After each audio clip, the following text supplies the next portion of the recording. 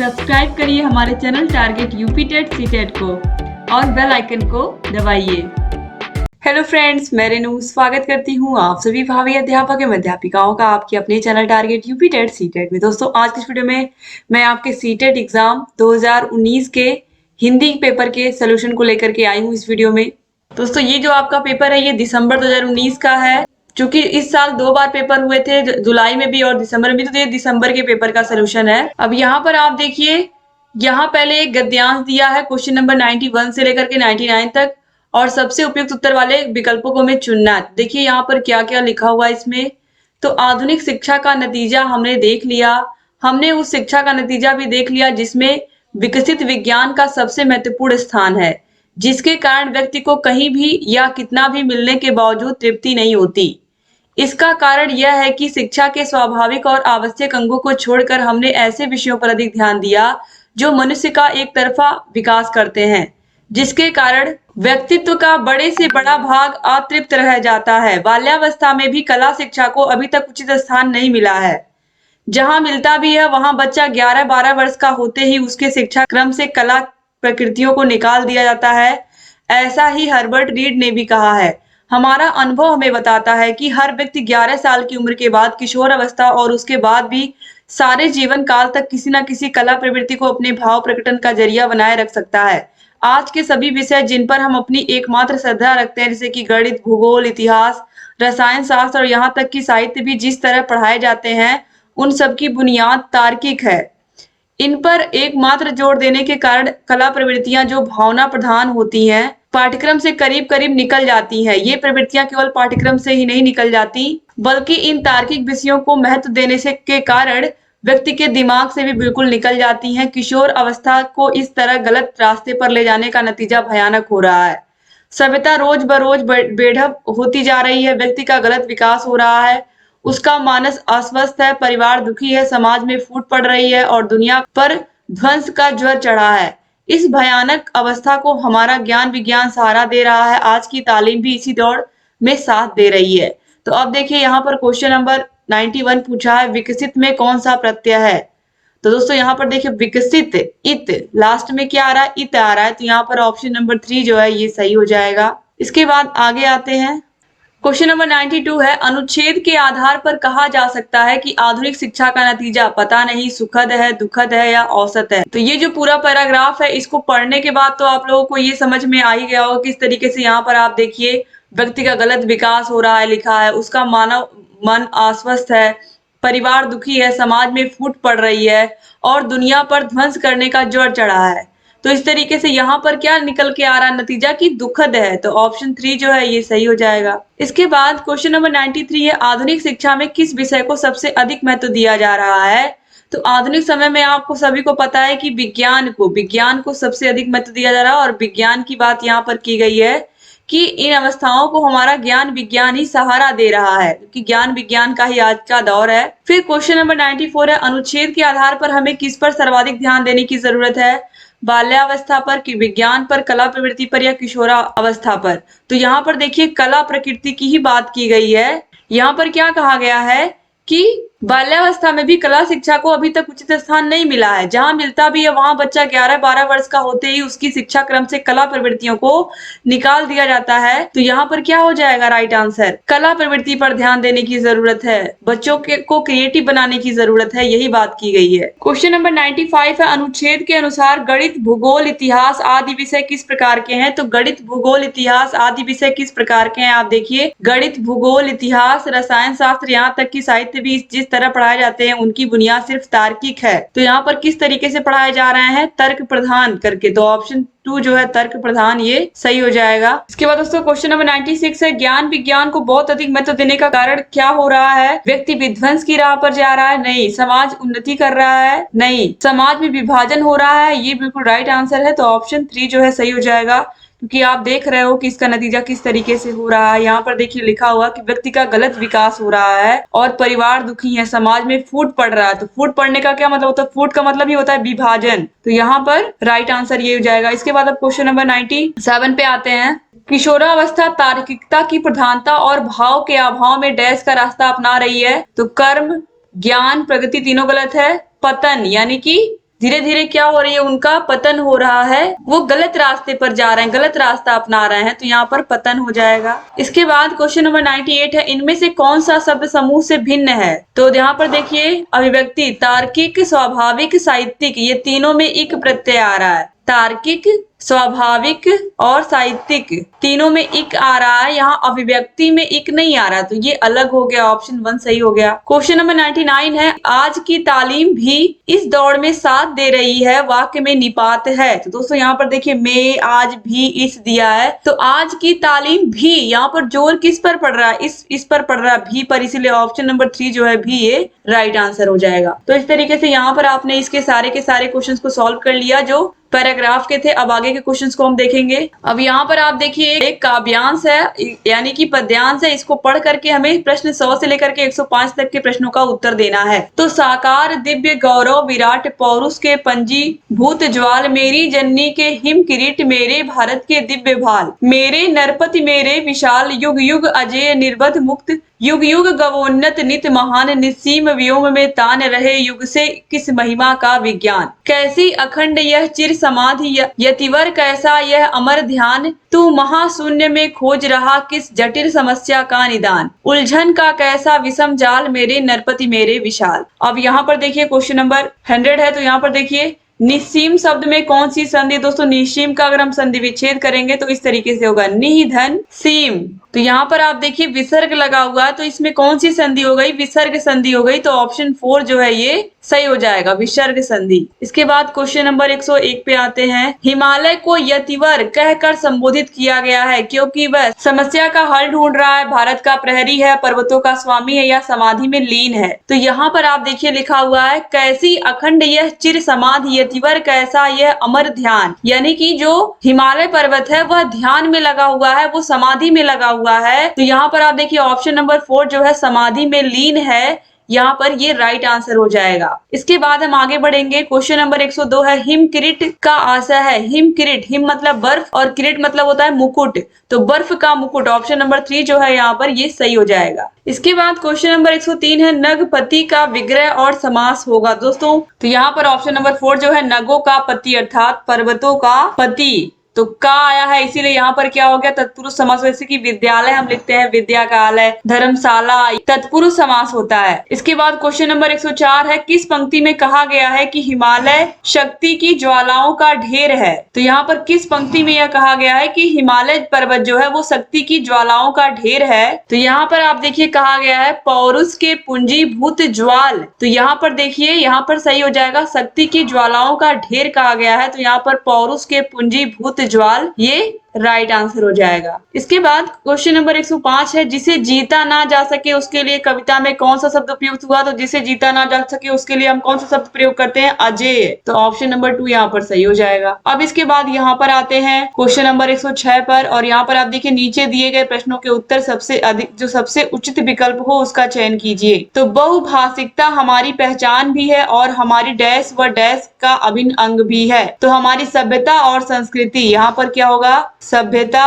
और संस्कृति। बहुभाषिकता का मतलब आप सभी को पता है क्या होगा, मतलब हमारे देश में बहुत सारी भाषाओं बोलियों के लोग रहते हैं और यही हमारे देश की सभ्यता और संस्कृति का अभिन्न अंग भी, तो ऑप्शन नंबर 2 जो है ये सही हो जाएगा। क्वेश्चन नंबर 107 है, प्राथमिक स्तर की पाठ्य पुस्तक में कार्टून, भाषण, विज्ञापन आदि बच्चों की भाषा क्षमता विकास में डैश है। तो ये सब क्या है? जो कार्टून बने होते हैं, बच्चे उनको देख करके कुछ न कुछ जो भी उनके मन में भाव आता है वो बोलते हैं। भाषण हो, विज्ञापन हो आदि बच्चों की भाषा क्षमता में क्या करते हैं? विकास करते हैं या सहायक होते हैं। तो यहाँ पर आप देखिए ऑप्शन नंबर 2 में देखिए सहायक दिया हुआ है, ठीक है। ये ना तो अनुपयोगी तो बिल्कुल नहीं, बाधक भी, निरर्थक भी, ये सब गलत है, तो ऑप्शन नंबर 2 ही क्या है यहाँ पर सही है। क्वेश्चन नंबर 108 पे आते हैं, 5वीं कक्षा की सुहानी पांचों किन्हें आंखें दोनों आदि शब्द लिखती है, आप सुहानी के लेखन क्षमता के बारे में क्या कहेंगे? पांचों ऐसे लिख रही है वो, जैसे यहाँ पर सिर्फ उसको एक बिंदी लगानी थी, यानी कि अनुस्वार लिखना था, उसने अनुनासिक लिख दिया है। सब पर आप देखिए इस तरीके से चांद बिंदी लगा दी है। तो वह अनुनासिक चिन्ह के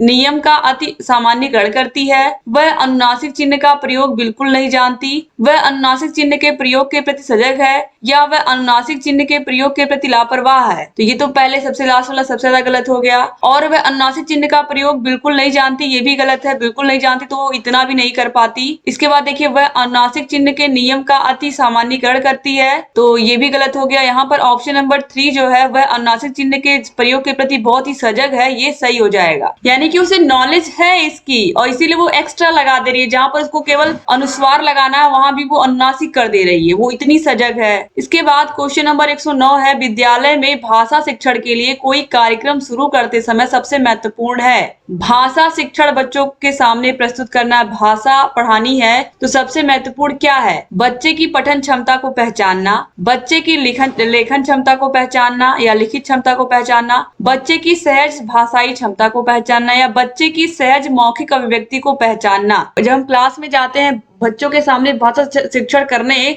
तो सबसे पहले हमें यही चेक करना है कि जो बच्चे हैं वो अपनी भाषा में कुछ टूटी फूटी उस भाषा में कुछ बोल पा रहे हैं या नहीं, अपने आप को अभिव्यक्त कर पा रहे हैं या नहीं, अपने विचारों को उस भाषा में रख पा रहे हैं या नहीं। तो सबसे पहले उनके हम क्या करेंगे? तो दोस्तों यहाँ पर चाहे मौखिक अभिव्यक्ति हो, यानी कि बच्चा अपनी बात को रख पा रहा है कि नहीं उस भाषा में, या उस भाषा का उसे कितना नॉलेज है, वह लिखना भी जानता है कुछ की नहीं। तो जब हम भाषा शिक्षण करने जाएंगे कक्षा में, तो थोड़ा बहुत बच्चों की क्षमताओं के बारे में जानना शुरू करेंगे कि बच्चे के अंदर कितनी क्षमता है, यानी कि उस भाषा को कितना वो लिख पाता है, कितना वो बोल पाता है, कितना वो समझ पाता है। तो यहाँ पर जो ऑप्शन नंबर 3 है, बच्चे की सहज भाषाई क्षमता को हम पहचानेंगे कि उसे पहले से कितना नॉलेज है उस भाषा के बारे में, सहज भाषाई क्षमता को पहचानेंगे। तो इसमें मौखिक अभिव्यक्ति भी आ जाएगा, इसमें लिखित भी आ जाएगा, इसमें पठन भी आ जाएगा।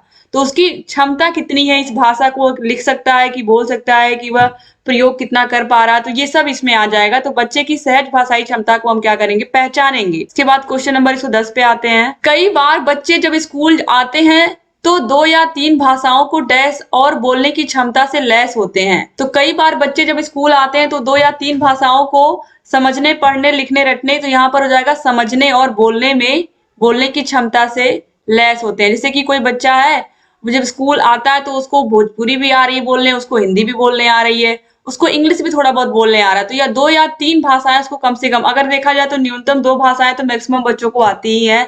अगर हम ऐसे राज्यों की बात करें जहाँ जैसे पंजाब है तो पंजाबी बच्चों को आएगी ही, ठीक है, वो बोल लेते हैं, उनको समझ भी लेते हैं और थोड़ा बहुत हिंदी भी समझ लेते हैं। तो इस तरीके से 2-2 भाषाएं, अक्सर अगर आप इंडिया की बात करोगे तो मैक्सिमम बच्चों को 2 भाषाएं तो आती ही आती हैं। तो वो समझने और बोलने दोनों में सक्षम होते हैं उन भाषाओं को। इसके बाद क्वेश्चन नंबर 111 पे आते हैं। किसी विषय को सीखने का मतलब है कि उसकी डैश को सीखना, उसकी डैश को सीखना। यानी कि किसी विषय को सीखने का मतलब ये होता है कि हम उसकी शब्दावली या विषय को, शब्दावली बिल्कुल नहीं। फिर यहाँ पर आप देखिए अवधारणाएं और विषय वस्तु और उपयोगी अवधारणाओं और शब्दावली। तो जब हम किसी विषय को सीख रहे हैं तो किसी विषय को सीखने का मतलब हम उसकी अवधारणाओं और विषय वस्तु दोनों को हम सीख रहे हैं। तो यहाँ पर ऑप्शन नंबर 2 जो है ये सही हो जाए।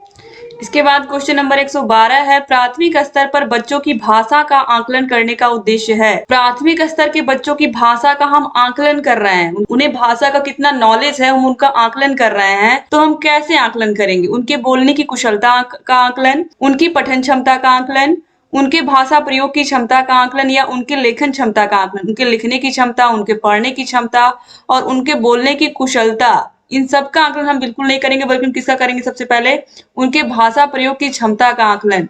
यानी कि प्राथमिक का बच्चा है वो भाषा को सही सही प्रयोग कर पा रहा है कि नहीं, वो अपनी भाषा को ठीक से बोल पा रहा है ये अलग बात है, लेकिन वो अपनी भाषा को सही प्रकार से प्रयोग करके अपनी बातों को रख ले रहा है, इससे बड़ा और कुछ नहीं हो सकता। तो यहाँ पर ऑप्शन नंबर 3 जो है उसके भाषा प्रयोग की क्षमता, यानी कि बच्चे के अंदर अपनी भाषा को प्रयोग करने की कितनी क्षमता आ गई है, वह भाषा का कहाँ प्रयोग कर पा रहा है अपने आसपास के लोगों में, अपने परिवार में, अपनी मित्र मंडली में, अपने रिलेटिव्स में, अपने आस पड़ोस के लोगों में, ठीक है, अपने खेल के मैदान में, जहां भी वह खेलता है अपने मित्रों के साथ, तो वह अपनी भाषा का प्रयोग अगर कर ले रहा शिक्षक के सामने तो इतना बहुत है। तो यहाँ पर ऑप्शन 3 सही हो जाएगा। इसके बाद क्वेश्चन नंबर 113 पे आते हैं। इनमें से कौन सा भाषा आकलन में सबसे कम प्रभावी तरीका है? श्रुतलेख, कहानी कहना, कहानी लिखना या घटना वर्णन। तो यहाँ पर कक्षा 1 से 5 तक के बच्चों की बात हो रही है। तो भाषा आकलन में, यानी कि बच्चों को भाषा का कितना ज्ञान है, उसमें सबसे कम प्रभावी तरीका कौन सा है? श्रुतलेख, लेख, कहानी कहना, कहानी लिखना और घटना का वर्णन करना। तो घटना का अगर किसी बच्चे से हम वर्णन करने को कहेंगे तो इससे आसानी से उसकी भाषा का आकलन होगा। कहानी लिखने को कहेंगे तो भी वो टूटी फूटी भाषा में अपने विचारों को तो वो उस भाषा में अभिव्यक्त कर ही लेगा। कहानी कहने को कहेंगे तो भी उस भाषा का वो प्रयोग करेगा ही करेगा। लेकिन श्रुत लेख से हम भाषा का आकलन नहीं कर पाएंगे, क्योंकि हम अक्सर प्राथमिक बच्चों को शब्दों को बोलते हैं। पूरे सेंटेंसेस को हम, जब बच्चा और थोड़ा और बड़ी क्लास में आता है तभी हम, जब 4-5 पहुंचता है तभी हम सेंटेंसेस को बोलते हैं। तो इस तरीके से यहाँ पर हम भाषा का आकलन श्रुतलेख के माध्यम। श्रुतलेख का मतलब होता है सुनकर लिखना। शिक्षक कोई शब्द बोल रहे हैं, बच्चा उसको सुनकर लिख रहा है, तो ये भाषा आकलन में सबसे कम प्रभावी तरीका। बाकी ये तीनों ही प्रभावी हैं, तो यहाँ पर ऑप्शन 1 जो है ये सही हो जाएगा। इसके बाद क्वेश्चन नंबर 114 पे, आकलन की प्रक्रिया में केवल बच्चे की क्षमताओं का आकलन नहीं होता, बल्कि शिक्षक की शिक्षण प्रक्रिया का भी आकलन होता है। यह विचार सही है, पूर्णतः सही है, अंशतः सही है या पूर्णतः गलत है? तो राइट आंसर होगा पूर्णतः सही है। ये बिल्कुल सही कथन है। इसके बाद क्वेश्चन नंबर 115 है, रीमा ने तीसरी कक्षा में पढ़ने वाली रितिका की भाषा क्षमता, भाषा निष्पादन संबंधी क्रमिक प्रगति का ब्यौरा उसके अभिभावकों को दिया। रीमा ने डैश के आधार पर यह जानकारी दी, लिखित परीक्षा, अवलोकन, पोर्टफोलियो या जांच सूची। तो दोस्तों ये आता है पोर्टफोलियो के अंतर्गत, कि यहाँ पर क्रम से उसकी भाषा क्षमता में कितना विकास हुआ, वो कितना अच्छे से भाषा को बोल पा रही है, उसकी क्रमिक प्रगति कहाँ पर होगी? पोर्टफोलियो में होगी। तो ऑप्शन यहाँ पर 3 सही हो जाएगा।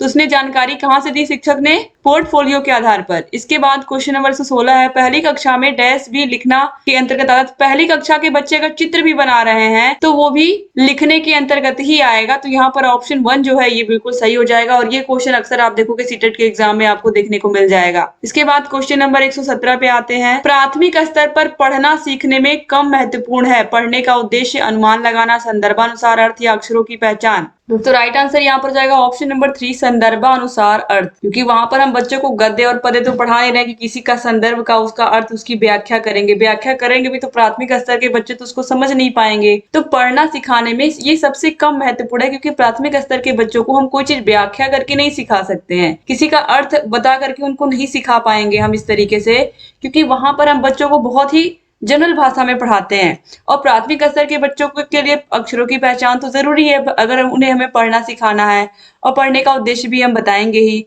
और अनुमान तो हम लगाते ही हैं कि बच्चों को कितना नॉलेज है और कितना ये सीख सकते हैं, इसका अनुमान तो हम लगाते ही हैं। इसके बाद क्वेश्चन नंबर 118 पे आते हैं, भाषा अर्जन क्षमता किसके साथ संबंधित है? ब्रूनर, पियाजे, चोमस्की, स्किनर। तो हम सभी को पता है भाषा विकास का सिद्धांत किसने दिया है? चोमस्की ने दिया। ऑप्शन 3 जो है सही हो जाएगा। क्वेश्चन नंबर 119 पे आते हैं, प्राथमिक स्तर पर भाषा सीखने में भाषा संबंधी कौन सा संसाधन सर्वाधिक महत्वपूर्ण? टेलीविजन, कंप्यूटर, बाल साहित्य या समाचार पत्र। तो प्राथमिक स्तर के बच्चे के लिए भाषा अगर उसको सीखना तो सबसे अच्छा उसके लिए बाल साहित्य है। तो ऑप्शन 3 जो है यहाँ पर सही हो जाएगा, जिसमें ढेर सारे कार्टून बने होते हैं, अच्छे रंग बिरंगे चित्र बने होते हैं, जिनको देख करके बच्चे बहुत सारी चीजें बताते हैं, अपने घर वालों को भी दिखाते हैं, बताते हैं। इस तरीके से उन्हें भाषा का नॉलेज हो जाता है। क्वेश्चन नंबर 120 है, बच्चे अपनी मातृभाषा का प्रयोग करते हुए हिंदी भाषा की कक्षा में अपनी बात कह रहे हैं, तो यह है अनुचित, स्वाभाविक, निंदनीय या विचारणीय। तो ये स्वाभाविक है, क्योंकि वो अपनी मातृभाषा का प्रयोग करते हुए हिंदी भाषा की कक्षा में अपनी बात कह रहे हैं, तो ये स्वाभाविक है, क्योंकि उन्हें वो नेचुरल प्राप्त है, वो अपने घर से, अपने इन्वायरमेंट से वो सीख करके आए जहाँ वो रह रहे हैं, तो ये नेचुरल है। तो इस तरीके से यहाँ पर आप लोगों ने सारे के सारे क्वेश्चंस के आंसर देख लिए। मुझे पूरी उम्मीद है कि वीडियो आपको पसंद आई होगी। वीडियो अच्छी लगी तो प्लीज वीडियो को लाइक करके जाइएगा और अपने कॉलेज फ्रेंड्स को भी इसको शेयर कर दीजिएगा। दोस्तों 2019 का पूरा पेपर आप देख सकते हैं,